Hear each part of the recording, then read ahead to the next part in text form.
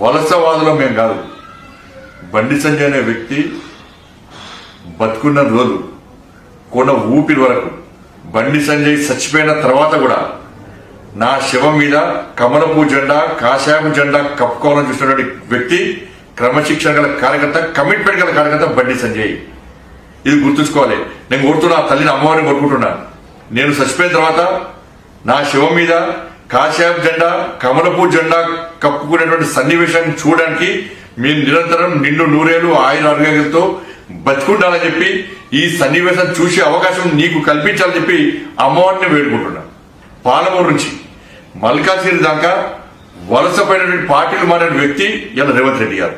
ఇలా మీరు పార్టీలో మార్పు గురించి మీరు మాట్లాడారా? నా డిఎన్ఏలో ఉన్నది జాతీయవాదం, నా రక్తం జాతీయవాదం, నా సిద్ధాంతం జాతీయవాదం, నా ఆలోచన జాతీయవాదం. ఇలా మీది వలస రాజకీయం, వెన్నుపొట్ట రాజకీయం మీది, పార్టీలు మారే రాజకీయం మీది, అర్థం పడతని విమర్శలు చేసే రాజకీయం మీది. కాబట్టి మాట్లాడే ముందు ఎదుటి వ్యక్తులను గౌరవంతో మాట్లాడాల్సిన బాధ్యత ముఖ్యమంత్రి స్థానంలో ఉన్నటువంటి వ్యక్తి. మీకు అవసరమైన విషయాన్ని ఒక్కసారి మీరు గ్రహించాలి. మరి ముఖ్యమంత్రి చైర్లో కూర్చొని ముఖ్యమంత్రిగా మీరు మాట్లాడుతున్నారా, లేకుంటే హైకమాండ్ కు మూటలు మోసే ఒక రాజకీయ వాణిజ్య నాయకులుగా మాట్లాడుతున్నారా? ముఖ్యమంత్రి గారు స్పష్టం చేయాలి. కాబట్టి మీరు వలసవాది, మేము జాతీయవాదం.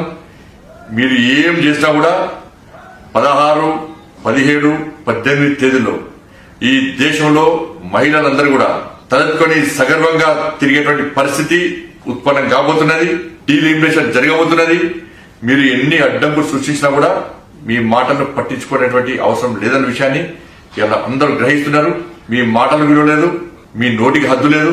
దీని తెలంగాణ సమాజం గ్రహిస్తున్న విషయాన్ని ఒకసారి మీరు గ్రహించాల్సిందిగా నేను కోరుతా ఉన్నాను. జై Sriram. Hi, this is Neha Shetty. Please subscribe to GK News. Hi everybody, subscribe to GK News.